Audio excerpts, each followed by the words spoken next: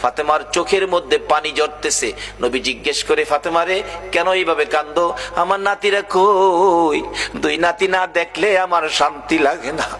ফাতেমা বলেন, বাবা গো, আমি কাঁদতেছি কোন ব্যথায়? ঘরের পিছনে যাইয়া দেখেন গো বাবা, আজকে 3টা দিন পার হয়ে গেল, আমি ফাতেমার চুলায় আগুন জ্বলে না। আপনার আদরের দুই নাতি না খাইয়া থাকতে থাকতে পেটের খিদার যন্ত্রণায় ঘরের পিছনে গলাগুলি করে নানা নানা কইয়া কাঁদতেছে গো বাবা।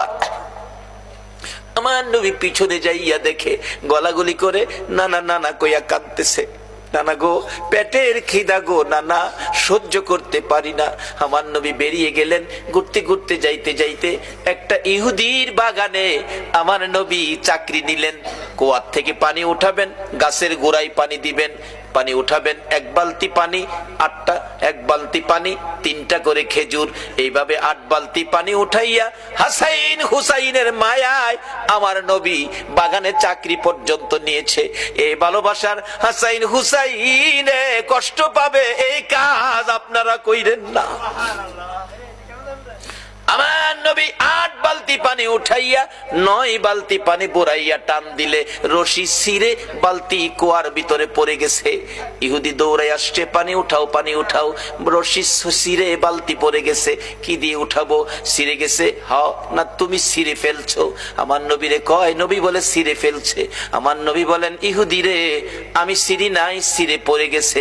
এই পর্যায়ে 1 কথা 2 কথা রাগ হইয়া নিষ্ঠুর ইহুদি, যেই নবীর চেহারায় জীবনে কোনদিন মশা মাছি বসে না, আমার নবীর গাল মুবারকে ইহুদি থাপ্পড় লাগাইয়া দিছে।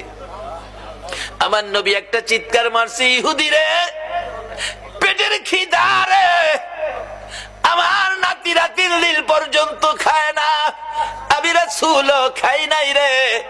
3 দিন না খাইয়া গালের গোশত শুকাইয়া গেছে রে ইহুদি, আমার গালে থাপ্পড় দিছস, বল তোর হাতে ব্যথা পাইছস নি? ইহুদি বলেন, কার গায়ে হাত তুললাম গো? আমি মারলাম, আমার জিগায় ব্যথা পাইছিনি।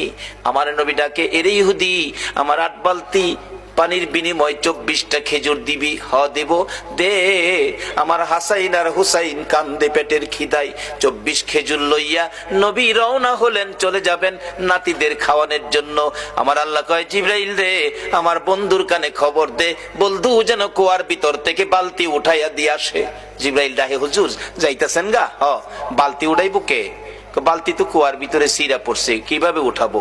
কিছু তো নাই, উঠাবো কি দিয়া? জিবরাইল কে, হুজুর কিছু লাগে না, যেখানে রাহমাতাল লিল আলামিন আছে এখানে কিছুই লাগে না, আপনি কুয়ার ভিতরে হাত দিয়া বালতিরে ডাক দেন। সুবহানাল্লাহ, আস্তে কইলেন। পৃথিবীর এমন কোন শক্তি আছে এই মৃত বালতি ডাক